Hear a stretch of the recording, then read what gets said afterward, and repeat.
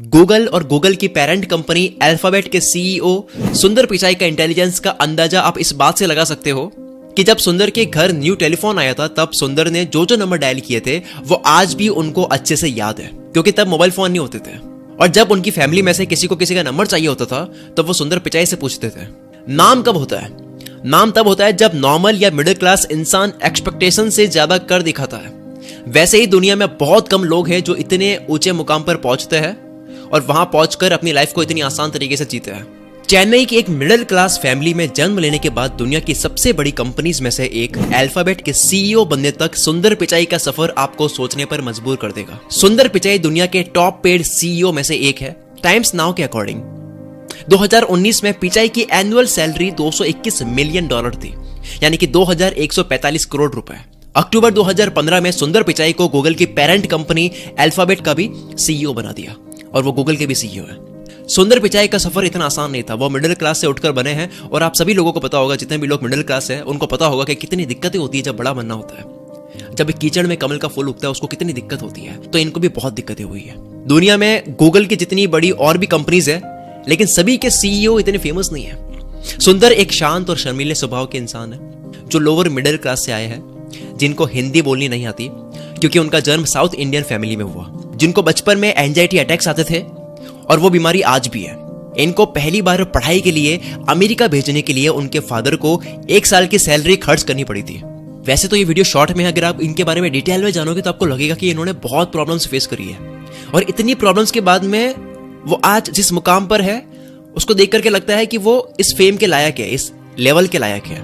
अगर आप सुंदर पिचाई के बारे में गूगल पे सर्च करके इनके बारे में डिटेल में सर्च करोगे तो आपको लगेगा कि इनको काफी प्रॉब्लम्स को फेस करनी पड़ी थी और इतनी प्रॉब्लम्स के बाद अगर ये आज इस मुकाम पर है तो वो इस फेम के लायक है, इस फेम के हकदार है। क्योंकि मिडिल क्लास तो भारत के 28% लोग हैं लेकिन सब उस मुकाम पर नहीं पहुंचते क्योंकि सब सुंदर पिचाई जैसे हार्ड वर्किंग और अलग तरीके से सोचने वाले नहीं होते हैं जो अपने करियर में डेडिकेशन के साथ में काम करते हैं। वैसे तो सुंदर पिचाई ने मेटलर्जिकल इंजीनियरिंग की पढ़ाई की थी लेकिन उनका इंटरेस्ट टेक्नोलॉजी में कैसे आया वो सुनो।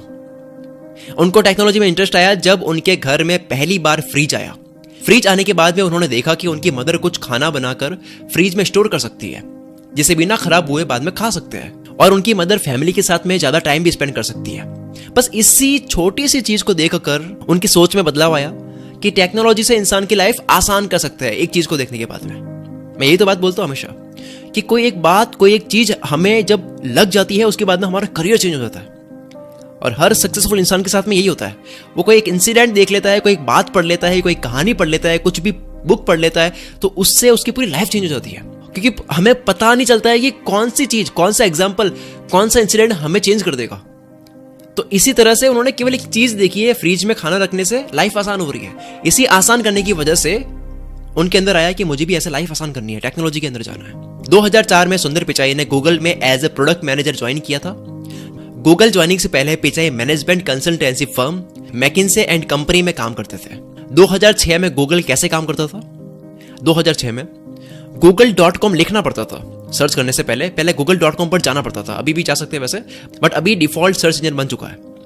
आपको google.com पर जाना नहीं होता है, ब्राउजर में पहले से होता है गूगल, आप सीधा वहीं से सर्च करो, सीधा गूगल में ही सर्च होगा। तो लोग काफी google.com लिख करके जा रहे थे। तब उस वक्त जो ब्राउजर चल रहा था इंटरनेट एक्सप्लोरर, जिसको आज कोई पूछता तक नहीं है, लेकिन ये एक जमाने में बहुत बड़ा वेब ब्राउजर हुआ करता था। इंटरनेट एक्सप्लोरर ने उस वक्त बिंग को अपना सर्च इंजन बना दिया तो लोग डायरेक्ट बिंग से ही सर्च करने लग गए। इंटरनेट एक्सप्लोरर जो ब्राउजर है उसके अंदर Bing search engine by default डाल दिया कि सीधा ब्राउजर के अंदर लिखने से सर्च हो रहा है। तो लोगों ने google.com पर जाना बंद कर दिया क्योंकि वहां पे पहले जाना पड़ रहा है, वहां पे सर्च करना पड़ रहा है, यहाँ पे आसानी हो रही है। तो सारे लोग डायरेक्ट सर्च करने लग गए बिंग सर्च इंजन से, जिसकी वजह से गूगल को अपने 300 मिलियन कस्टमर्स खोने पड़े थे। ये बात सुंदर पिचाई ने एरिक इमर्सन को पहले ही बता दी थी लेकिन एरिक ने इस बात पर ध्यान नहीं दिया। सुंदर पिचाई ने उस प्रॉब्लम का सॉल्यूशन के लिए गूगल टूलबार बनाया। गूगल के फाउंडर लैरी पेज ने सुंदर के इस विजन को पहचान लिया। उनको समझ आ गया कि ये बंदा अलग है और लैरी पेज ने वेब ब्राउजर बनाने का प्रोजेक्ट दिया जिसे आज हम गूगल क्रोम के नाम से जानते हैं। ये गूगल क्रोम बना है सुंदर पिचाई की वजह से। जिस क्रोम में कुछ भी लिख के सर्च करते हैं तो सीधा गूगल में सर्च होता है। और गूगल क्रोम के लॉन्च होने के बाद में गूगल ने अपने 80% कस्टमर्स फिर से खींच लिए और उसके बाद में मोबाइल में भी इतना फेमस हो गया क्रोम ब्राउजर। तो ये सुंदर पिचाई का ही आइडिया था और आज क्रोम ने मार्केट का 60% हिस्सा कवर किया हुआ है जबकि इंटरनेट एक्सप्लोरर ने सिर्फ 16%। आज भी मुझे समझ नहीं आता, जब मैं SBI बैंक में जाता हूं, वहां के एम्प्लॉइज को देखता हूं, तो वो आज भी इंटरनेट एक्सप्लोरर को यूज कर रहा है। दुनिया की हर बड़ी कंपनी या ऑर्गेनाइजेशन में पॉलिटिक्स तो होती ही है, और स्टीव जॉब्स जैसे जीनियस भी उस पॉलिटिक्स से नहीं बच पाए। जो इतने सीधे इंसान थे वो भी नहीं बच पाए। लेकिन सुंदर पिचाई की कामनेस, वो जितने शांत थे, वो जितने शर्मीले थे, वो जितने कम बोलने वाले व्यक्ति थे, उसकी वजह से आज तक गूगल पे उनका कोई दुश्मन नहीं बना, उनके खिलाफ पॉलिटिक्स कोई खेल नहीं सका, क्योंकि वे किसी भी प्रोजेक्ट पर इस तरह से काम करते हैं कि सामने वाले को कंपटीशन वाली फील नहीं आती है। वो बहुत हम्बल इंसान है। हम जब किसी भी बड़े इंसान के बारे में पढ़ते हैं, जानते हैं, तो हमें भी हिम्मत मिलती है कि हमें भी बड़ा बनना है, हमें इंस्पिरेशन मिलती है।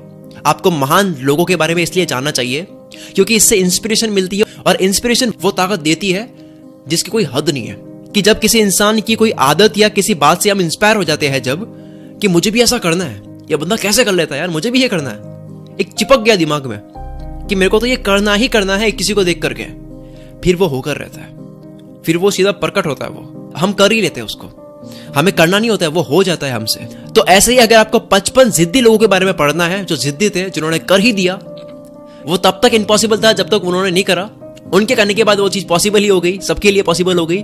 तो उनके बारे में पढ़ना है तो एक बुक मैं आपको रिकमेंड करता हूं जो आपको पढ़नी ही चाहिए, और जिसकी प्राइस बहुत ही ज्यादा कम है। इस बुक के ऑथर को इस बुक को लिखने में पूरा 1 साल लगा है, रिसर्च करके अच्छे से इनके बारे में लिखने में। और मैं थैंक्स करता हूं इस बुक के ऑथर को, जिन्होंने कुल मित्र सब्सक्राइबर्स के लिए इसकी प्राइस सिर्फ 29 कर दी है। सिर्फ 29 रुपए की ये किताब आप अभी डाउनलोड कर सकते हो अपने मोबाइल फोन में, PDF फाइल है ये। इस बुक का लिंक नीचे डिस्क्रिप्शन में है। 55 जिद्दी महान लोग और उनका हद पर पागलपन, इस PDF ई बुक का लिंक नीचे डिस्क्रिप्शन में है। अभी जाओ, इस बुक का एक्सेस लो। ये जो वीडियो का टाइटल है ना, इस पे क्लिक करोगे, डिस्क्रिप्शन खुलेगा, लिंक है, उस पे क्लिक करके आप इसको बाय करो और इसको अभी रीड करो। और अगर आप कुल मित्र पे पहली बार हो तो इस चैनल को भी सब्सक्राइब करो। मैं शकील कुल मित्र से आपके सपनों को सपोर्ट करता हूं।